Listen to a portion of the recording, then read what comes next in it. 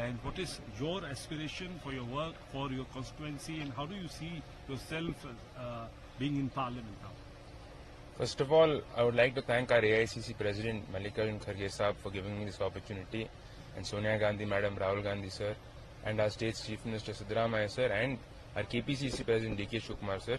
They had trust and faith in us, and they gave us an opportunity to contest the election. And after that, the voters of our constituency, the people of our constituency had faith in us, and they gave us an opportunity to serve them. So in the coming days, right now unemployment is a very big issue in our district.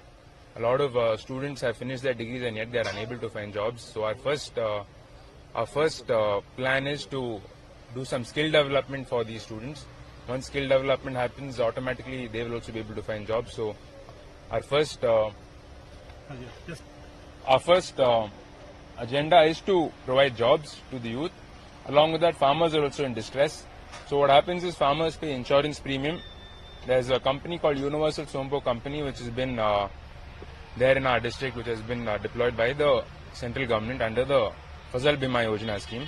So once they pay insurance premium, they are unable to get the insurance on time. Once the crops they are damaged, they are not able to get insurance. The company sometimes they close down the helpline numbers.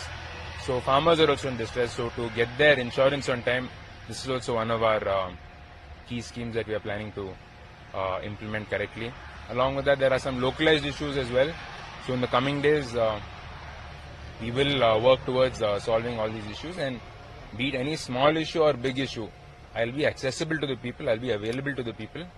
So the people should also have somebody with them, a number with them, that no matter at what time they face any problems, they're able to contact the public representative. So me being the public representative, I will be there for them, I'll give them my full time, and I'll serve them to the best of my ability. So as I've done the whole homework, and how do you see the young people coming into the Parliament? Because the people at your age must be looking for the career, for their studies, and for their careers. Now you are coming into politics and now becoming an MP and to serve your people of your constituency in Parliament.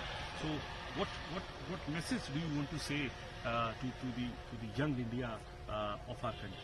Yes, definitely. See, in this Parliament, a lot of youngsters have been given tickets throughout the country, and quite a few of us have won as well. And not only I would not only look at it in the Lok Sabha point of view. From Gram Panchayat level all the way to the Lok Sabha, a lot of youngsters are entering politics. They're becoming Gram Panchayat presidents. We're getting elected as Taluk Panchayat, Zilla Panchayat members. So it's a very great thing to see, because what happens is in rural areas and maybe in urban areas as well, youngsters, when they meet senior leaders, they're not able to freely open up with them, talk to them. There's a big generation gap. So sometimes they're afraid to talk to their senior leaders. Of course, as youngsters, when we look at senior leaders, we also get a little frightened.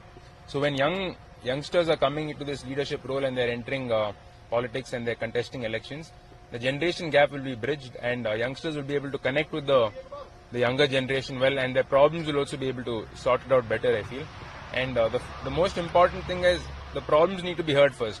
Before solving any problem, if you're not being heard, there is no way it can be solved. So at least now problems will be heard, and at least I'm sure as much as possible these problems will slowly start getting solved as well.